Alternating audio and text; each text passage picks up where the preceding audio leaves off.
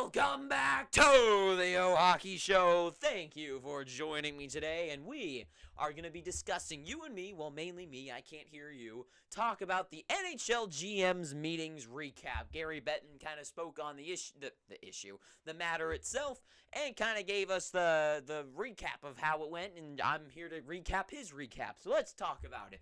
So the only things really being discussed to be considered to be changed, or however you want, changed, I guess, or tweaked, is video reviews during a delay of game call, puck over the glass.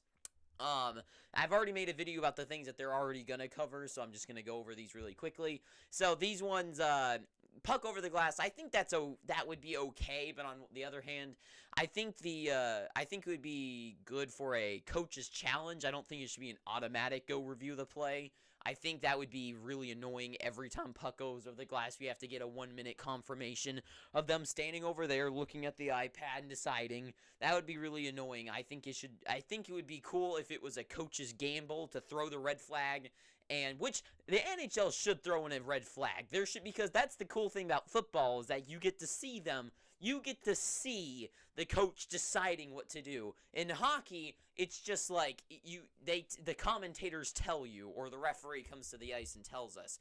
I think it'd be a lot cooler if the coach could actually do something to let us all know that they're challenging the play. But so I think that should be a coach's challenge. That's all I gotta say about that.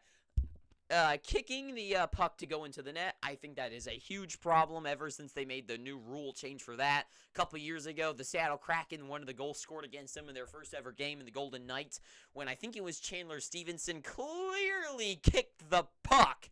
He clearly kicked the puck. You can't see me do it, but that clearly kicking, I think that's the stupidest thing in the world. They need to change that completely. The player cannot move his foot to score a goal. So that's a really dumb one. As well as fights after clean hits.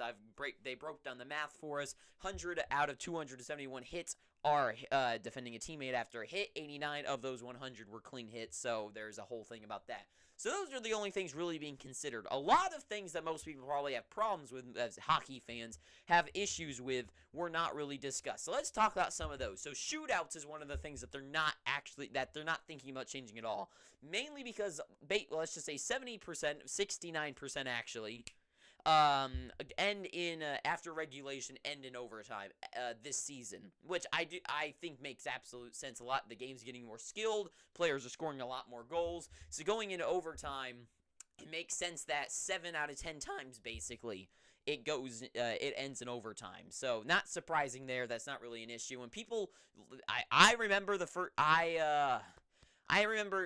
when you go to a hockey game, you're kind of hoping, like, man, it would be cool if this goes to a shootout when it comes down to the end. Like that, us as fans like that. Maybe not the older audience, because, oh boy, it wasn't like that back in the old day. Oh my gosh. I think shootouts are fine, especially since they don't even happen that often. And when they do, especially if you're watching the game in attendance, it's fun to watch. So shootouts, I don't think that's a real issue that they need to even talk about. Dangerous plays is one thing they're always looking to change because of player safety and all. And they said that it's not really an issue anymore since they've made tweaks ever since the checks to the head.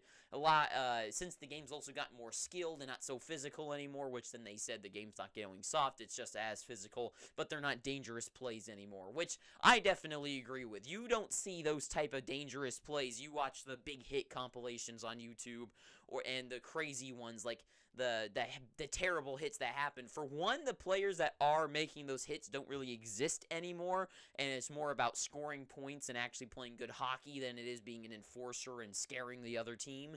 So the game's definitely itself has changed, and the players in the league, I think, aren't the same type of players that existed back in those days. So they say it's not an issue. I also do agree that's not really an issue. So dangerous plays, not really a big thing that to worry about anymore. The playoff format, though, which I know is one of the biggest things that I think I'll probably make its own video about is I've gone back and forth on this my entire, my short stint of actually enjoying, being in on hockey.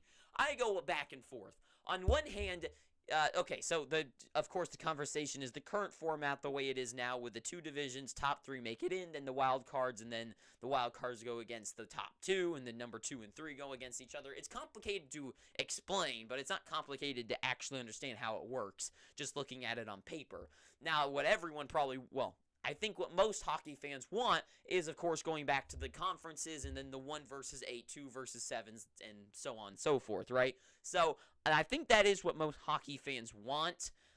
But for me personally, I've gone back and forth, and I don't really care about either one. On one hand, I do think the current format is kind of dumb because take a look at last season.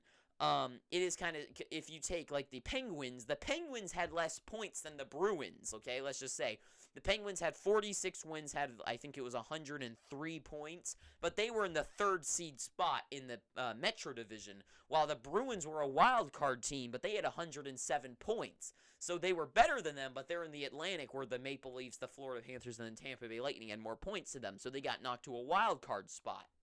But on one hand, yes, this is true. But on the other hand, if you go to the 1 versus 8 format, it still doesn't change anything what teams made it in. And in fact, the Bruins, they still would have, I think they actually played the same team they ended up playing anyway. So at the end of the day, it doesn't really change anything that much. And on the other hand too, the biggest grand scope of it all is that it doesn't matter. It is kind of stupid that a team could get forced out because of that, but at the same time, a team should just play good enough to make it into the playoffs and win. So I always go back and forth on this. I'll make a whole video about it because I'm sure it'll be a big thing coming up towards the playoffs anyways. People will bring up, well, this is stupid because the Sabres would be in if they weren't in this. So, I mean, that's not going to happen either way, like the Capitals or whatever. But yeah, so to me it's silly, but it's a thing that'll always be talked about until they finally do change it, and then people probably have problems with the new format, but it's simpler, so it's easier to understand, and most people are pretty fickle, and they probably would be happier with an easier to understand system. But anyways, the format, they say, is not going to be changing anything, and they actually said that because they actually see more team turnover. I don't know what the right word was, but they get more teams that go in and out of the playoffs. They said there's 5 teams going to make it into the playoffs this year that wouldn't have made it in last year. So they get more parity in the league, and they get more teams active in the playoffs, and which is, I guess, is more interesting as well. But regardless of anything, the format does not seem to be changing, at least this season or any time soon. The salary cap, I'm sure people have already seen this as well, is that the salary cap's going to be going up by $1 million at least this year, and they say that it could go up even further if the players pay back their debt to the owners, which is a strange thing that I still don't understand, but I think it's because now I'm not sure, if you can tell me down in the comments if you know more than this than me, but my theory is that the idea wasn't it that the players got paid during COVID, but because they weren't actually playing, that they should owe the money back, kind of like this seems like a WWE situation, which if you know anything about their contracts and stuff, it's pretty ridiculous sometimes. So that's what I'm thinking, is that it's one of those type of things that the players owe the company back because they weren't actually playing, but they were still getting paid, but they got paid for doing nothing. I think it's something like that. As well as the NHL, Gary Bettman hushing rumors of an expansion, which now is the time for expansion, you would think. Even the NHL kind of said, the NHL's own news said it, that now obviously, like, the company's reaching more money than it's ever has. It's getting $6 billion in revenue, TV, actual in-attendance arenas, sponsorships are all going great.